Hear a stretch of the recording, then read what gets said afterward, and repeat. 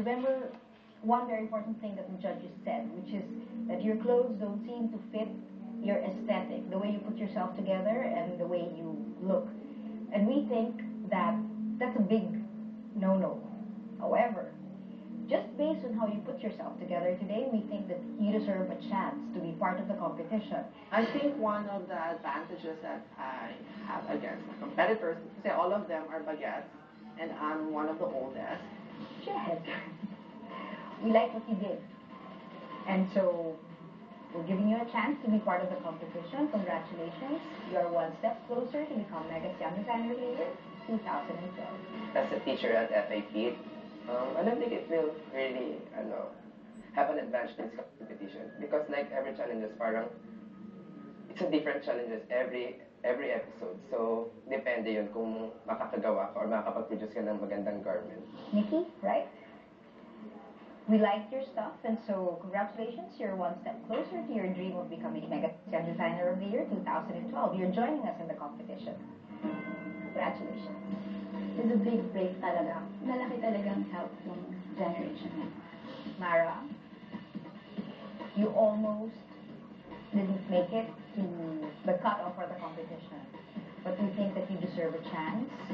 I would describe my personal style as something that's very easy. I get my inspiration from everywhere. It's a personal motto of mine that anything and everything can be inspiring. Oz. Well, the judges think that you're somebody who's open to listening. And we like it that you're strategic and you're thinking. That this is one way to further your career. That fast fashion week is not enough. Television is your next step. We think so too.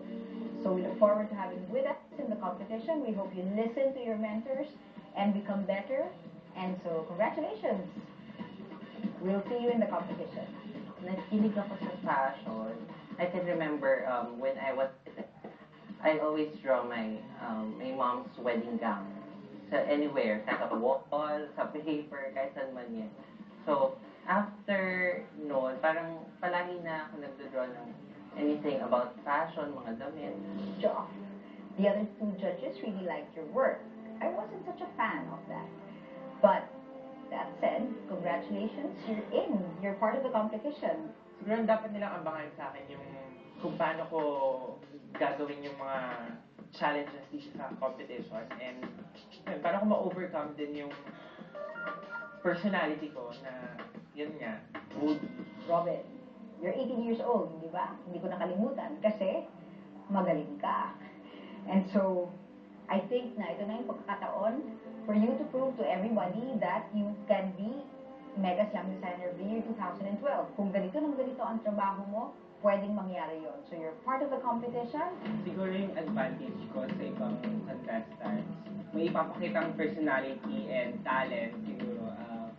Kung i-compare sa kanila, pwede kong ipagmalaki yung sarili ko na as a young designer, as a 18 years old lang, pwede ako makipag-compete sa kahit na mas matanda sa akin. Ishmael, you're scared, huh? Well, there's no need to be scared because you will be part of the competition. Congratulations. You were borderline, but we think that there's something there. I hope you listen to your mentors. Para sa akin, ako yung possible na pwede maging young designer kasi ako yung madaling matuto at kung anong sabihin ng mga judges, ilagay lang sa utak and execute. That's it. Okay, Kirby. We have a few design problems and fitting problems, right, with your clothes. But despite that, I think the judges have decided to give you a chance. And so you're with us, you're joining us in the competition. I hope you do a much better work and show us what you've got.